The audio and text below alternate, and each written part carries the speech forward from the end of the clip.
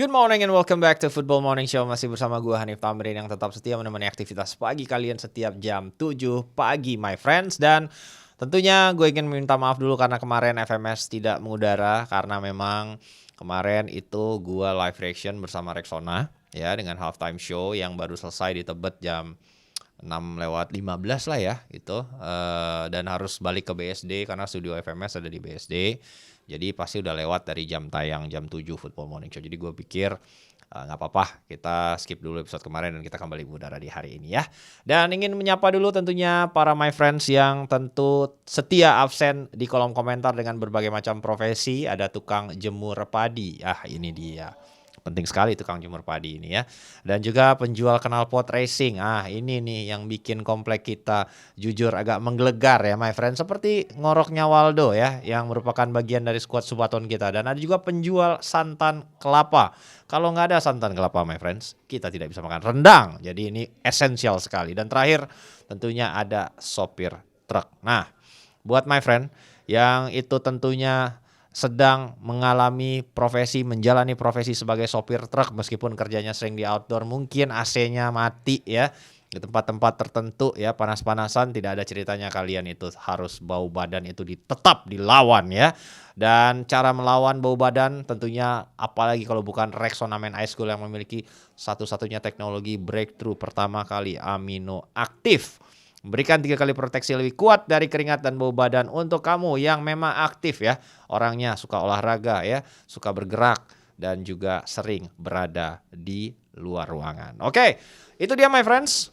Pesan-pesan yang cukup nice dream, dan sekarang kita akan langsung bedah saja hasil terkini dari Liga Champions kemarin. Tentunya yang paling menjadi perbincangan itu adalah kekalahan Real Madrid atas Manchester City di Santiago Bernabeu dengan skor 2-1. Dan dengan kekalahan ini nasib Xabi Alonso kembali dipertanyakan dan he's on the thin ice alias berada di ujung tanduk. Walaupun memang ya kita lihat berbagai macam cara mencoba dilakukan untuk meredam ya pressure-pressure yang tengah dialami oleh seorang Xabi Alonso. Namun jika kita lihat beberapa fakta yang terjadi, pertama itu adalah sulitnya secara histori maupun yang saat ini terjadi di Real Madrid itu para pemainnya agak kesulitan dalam menerapkan filosofi sepak bola tertentu. Jadi lebih terbiasa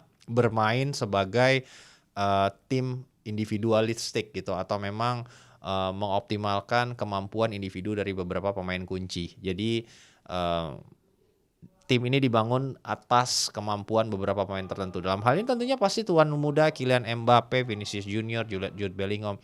Dan ketika itu dipaksa menjadi sebuah gaya bermain tertentu atau filosofi bermain tertentu, ini terlihat sekali kesulitan dari para pemain Real Madrid untuk gelling ya. Kita lihat dulu statistik dari pertandingan di mana ini jarang sekali terjadi ya. Kalau kita melihat Real Madrid dan Manchester City, di mana City kalah ball possession. Ini juga menjustifikasi bahwa Pep Guardiola juga tengah berusaha untuk berevolusi ya dengan asisten baru yang ditunjuk, Pep Lijnders. Ball possession based pendekatan tidak harus selalu menjadi hal yang diprioritaskan. Yang penting sekarang lebih berorientasi kepada tentunya hasil ya. Dan jika kita lihat expected goals-nya juga cukup tinggi, Manchester City 2,6 berbanding Real Madrid yang hanya 1,5, namun lebih banyak shots dilepaskan oleh Real Madrid meskipun memang mayoritas berada dari luar kotak penalti. Ada 8 yang mengarah ke gawang dari Manchester City berbanding dari total banyaknya 16 itu hanya 1 yang mengarah ke gawang dari Real Madrid, dan itu pun berujung menjadi gol dari Rodrigo ya. Dan ada 4 big chance yang dibuat oleh City berbanding 3 untuk Madrid, dan tentunya akurasi umpan yang sedikit saja lebih baik Manchester City ketimbang Real Madrid ya. Dan setelah kekalahan ini, memang sebelumnya beberapa harian yang ada di Spanyol tuh merilis jika Xabi Alonso berpotensi dipecat ya, karena memang rentetan hasil negatif di 3-4 pertandingan terakhir itu cukup memberikan pressure yang sangat berat untuk dia. Dan akhirnya kita lihat sedikit effort yang lebih diperlihatkan oleh skuad Real Madrid, terutama ketika mereka tertinggal ya skornya saat udah menjadi 2-1, lebih banyak determinasi dan akhirnya Real Madrid lebih mendominasi beberapa menit terakhir. Dan setelah pertandingan walaupun kalah, sepertinya skuad Madrid mencoba meredam ya isu-isu pemecatan dari Xabi Alonso. Pertama itu dari Jude Bellingham yang angkat bicara meskipun dia melakukan begitu banyak protes hingga akhirnya di kartu kuning dalam pertandingan kemarin, dan dia show up setelah pertandingan dan memberikan pembelaan terhadap posisi Xabi Alonso yang digadang-gadang sedang berada di kursi panas. Jadi Jude bilang jika 100% saya mendukung Xabi, dia manajer yang luar biasa secara pribadi, saya punya hubungan yang sangat baik dengannya dan saya tahu banyak pemain yang juga merasakan hal yang sama. Itu yang dia utarakan kepada TNT Sport setelah pertandingan, dan di mana memang questions terkait masa depan Xabi ini mulai dipertanyakan. Dan langsung di Athletic juga menodong ya kepada Xabi Alonso terkait masa depannya gitu. Ada banyak rumor terkait pemecatan dan dijawab oleh Xabi Alonso, saya hanya ingin fokus kepada pertandingan berikutnya. Di sini yang penting adalah Real Madrid, para pemain, dan bagaimana kami bisa membantu. Ini bukan tentang saya pribadi. Itu yang disampaikan oleh Xabi Alonso. Begitupun akhirnya seperti isu-isu ada beberapa kubu yang tidak cocok dengan Xabi Alonso yang memang wajahnya itu representasinya adalah Vinicius Junior, dan kubu-kubu yang mungkin mendukung ya Xabi Alonso dalam hal ini direpresentasikan oleh Rodrigo yang mulai mendapatkan kembali menit bermain di bawah asuhan dari Xabi Alonso. Setelah pertandingan Rodrigo menyampaikan kepada Movistar, dia bilang ini momen yang sulit bagi kami dan bagi Xabi Alonso juga. Segalanya tidak berjalan dengan baik dan saya ingin menunjukkan kepada semua orang bahwa kami tetap bersama pelatih kami. Saya butuh gol yang sudah diciptakan itu, dan benar bahwa saya tidak berada dalam performa terbaik. Saya sedih dengan kekalahan ini, tapi saya berharap bisa kembali ke level terbaik dan membantu tim. Ya, sebaliknya, ini adalah hasil yang positif untuk Manchester City ya. Setelah kemenangan yang meyakinkan atas Sunderland dan di follow up dengan kemenangan yang cukup meyakinkan atas Real Madrid, dan ini membuat kita belajar sesuatu dari City musim ini jika ada pendekatan yang berbeda sekarang dipilih oleh Manchester City ya. Dan secara khusus Pep Guardiola meng-highlight setelah pertandingan, berbicara kepada The Athletic, dia bilang ada banyak hal yang baik. Saya sangat senang untuk para pemain atas jiwa dan hati mereka serta bagaimana mereka berlari ya. Mereka fight gitu. Namun di sini dan di Anfield, di PSG, di Arsenal, di Barcelona, dengan mengetahui karakter para pemain, kami akan menjadi lebih baik ya. 5, 6, 7 pemain datang ke sini untuk pertama kalinya dan mereka harus merasakan pengalaman itu. Itu akan menjadi pelajaran bagus untuk masa depan. Level seperti ini tidak cukup untuk bersaing di tahap-tahap akhir. Jadi sampai oleh Guardiola jika datang ke Bernabeu, ke Anfield, ke PSG, kandang Arsenal dan Barcelona, itu membutuhkan kualitas yang jauh lebih baik ketimbang yang sudah diperlihatkan oleh skuad asuhan dari Pep Guardiola saat menghadapi Real Madrid semalam ya. Dan jika kita ambil satu takeaways dari hal yang positif dari City atas kemenangannya dari Real Madrid, itu adalah terbentuknya sebuah partnership baru di sisi kiri yang cukup solid ya. Itu adalah partnership antara Jeremy Doku dan Nico O'Reilly. Kita lihat dulu grafis dari pergerakan kombinasi antara Jeremy Doku dan Nico O'Reilly yang akhirnya membuahkan 1 gol untuk Nico O'Reilly juga. Dan kita lihat bagaimana keduanya mulai membentuk sebuah understanding dan complement each other gitu ya.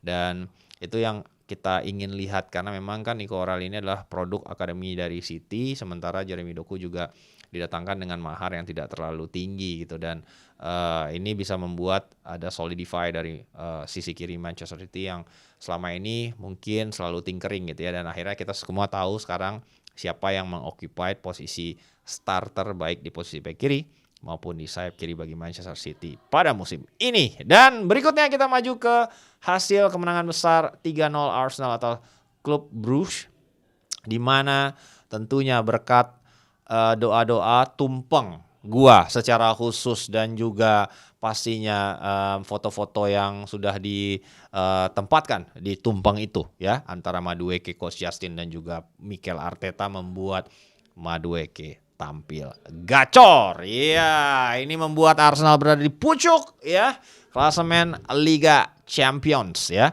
Dengan kemenangan yang sangat meyakinkan atas klub Bruges, kita lihat dulu statistiknya.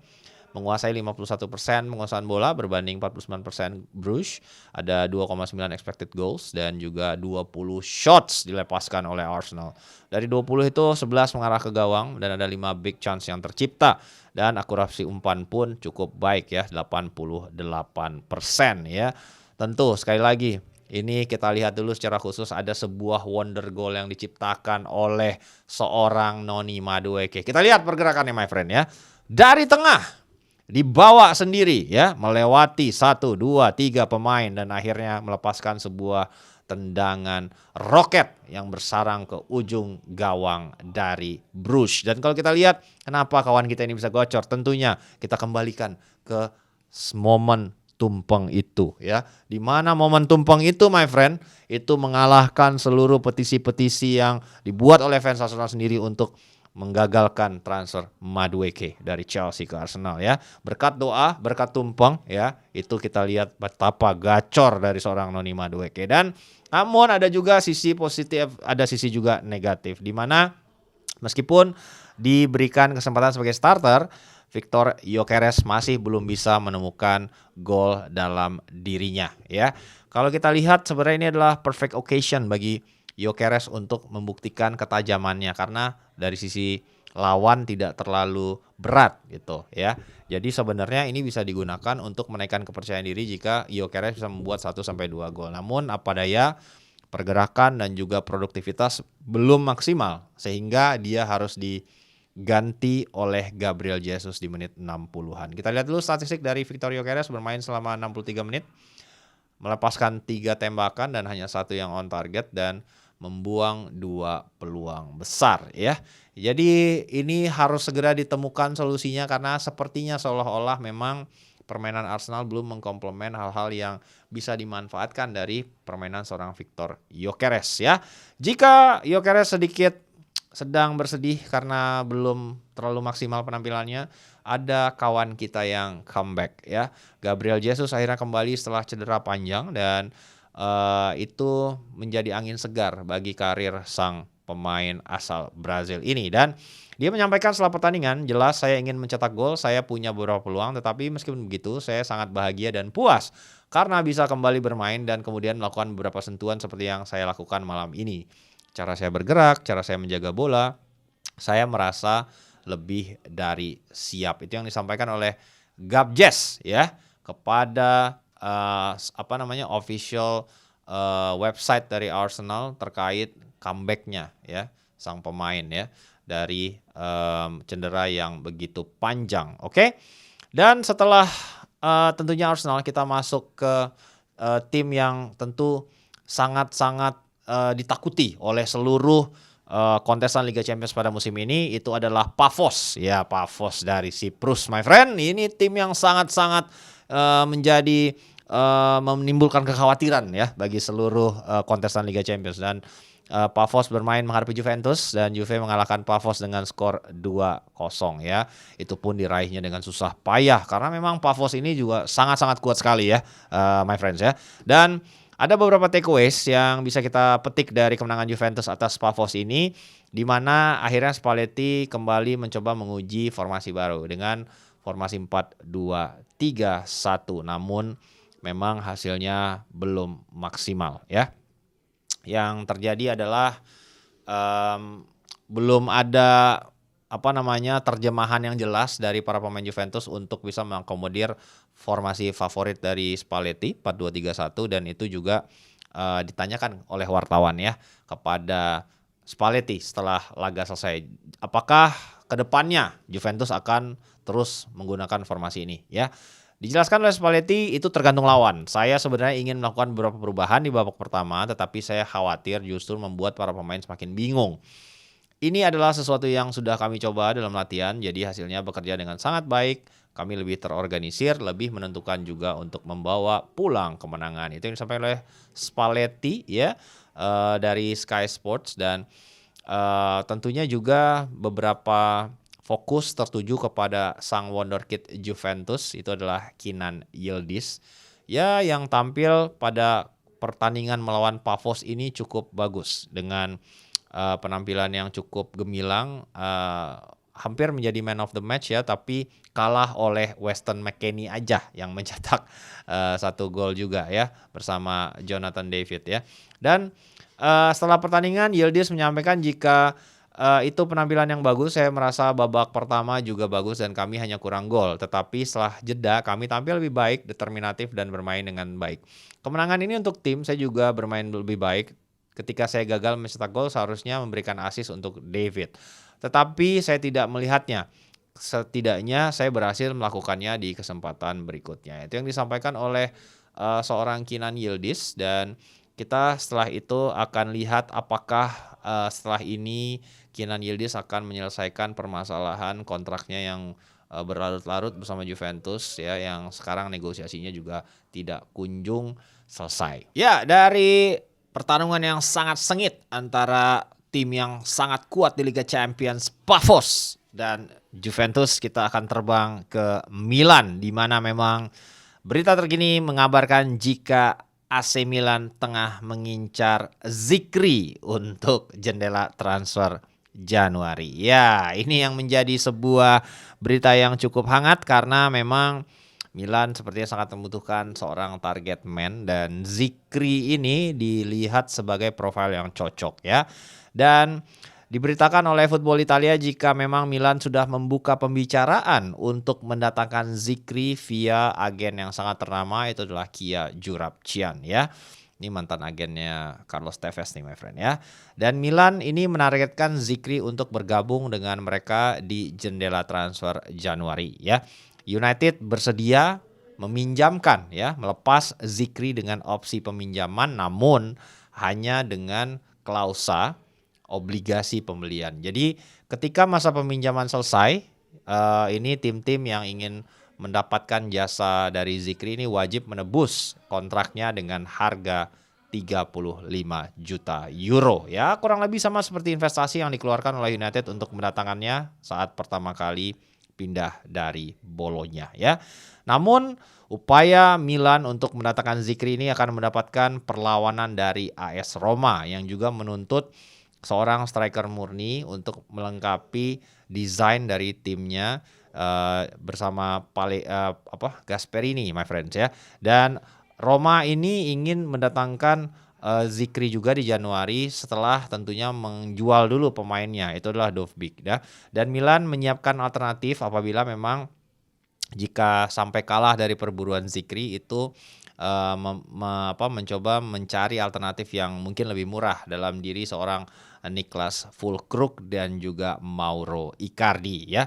Kalau kita lihat secara profil memang Icardi mungkin lebih murah ya, dan juga Füllkrug ini lebih kepada seorang target man, sama seperti karakter yang tengah dicari oleh Milan dalam profile striker. Dan dari Milan sekarang kita akan terbang ke Good Evening ya, karena dia tengah dipusingkan karena salah satu pemainnya sedang ngambek karena tidak diberikan menit bermain sesuai dengan yang dijanjikan. Ya, itulah Harvey Elliott, di mana sang pemain pindah dari Liverpool dengan status pinjaman untuk mendapatkan menit bermain yang lebih konsisten karena dia ingin menjaga asanya untuk bermain di Piala Dunia. Namun apa daya, menit bermain itu tidak kunjung didapatkan karena Harvey Elliott ini kalah saing sama banyak sekali pemain ya di Aston Villa.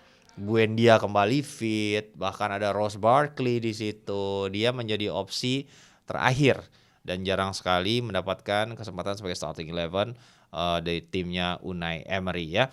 Dan disampaikan oleh Emery jika sepertinya solusi harus dicari di Januari karena sang pemain menuntut untuk nasibnya segera berubah.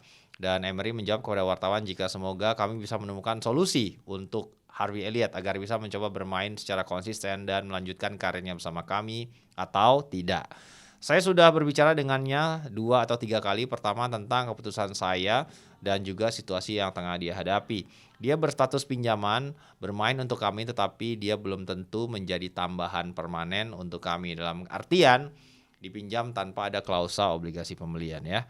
Dan terakhir sebelum kita tutup, kita ada update dari Mohamed Salah ya.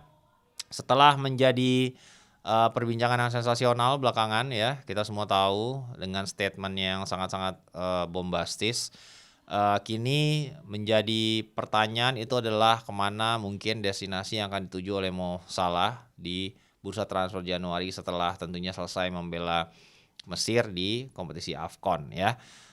Opsinya tidak banyak dan tentunya opsi yang paling kentara itu adalah akhirnya bermain di Saudi ya.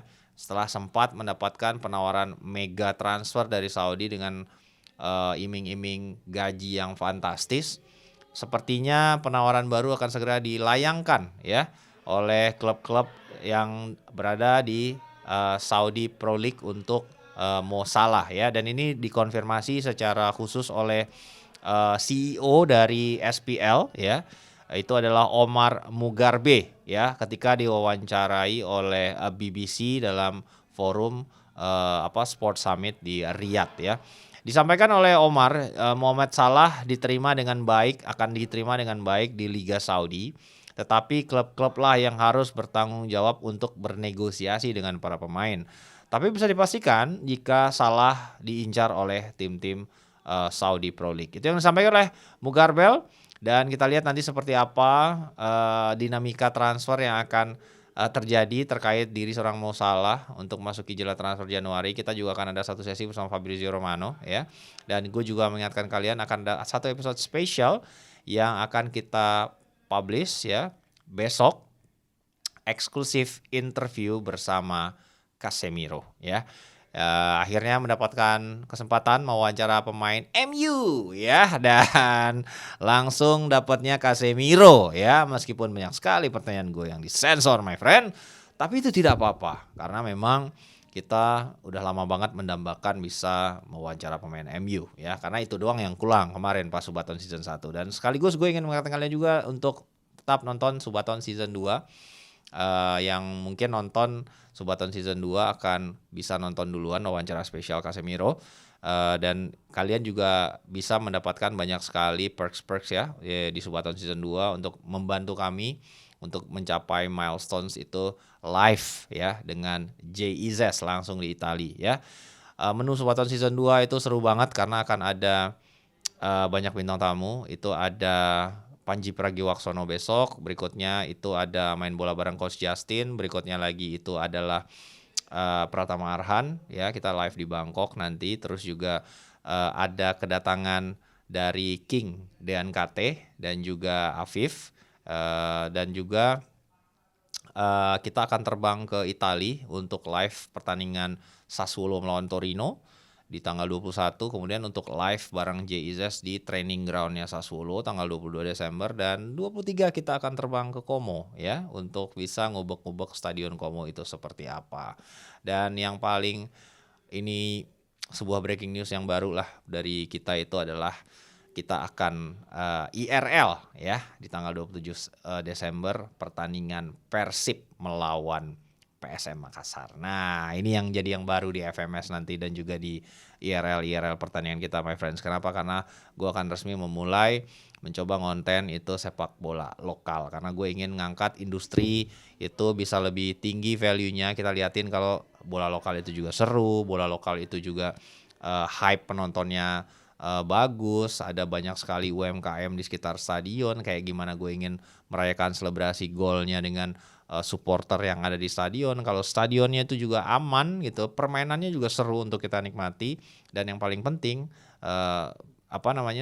klub-klub yang mengizinkan gua untuk IRL dalam hal ini tanggal 27 itu memberikan akses juga untuk mix zone. Jadi kita bisa ngobrol-ngobrol sama pemain, lihat sisi humanisnya, dan ketemu Tom Haye gitu kan. Itu nice dream sekali itu my friends ya. Ya itu dia yang terbaru dari gua, dan gua appreciate banget buat teman-teman yang selalu support channel ini dan selalu mensupport kegiatan-kegiatan kita, terutama Subaton season 2 dan juga tentunya FMS Daily. And as always my friends, have a lovely day.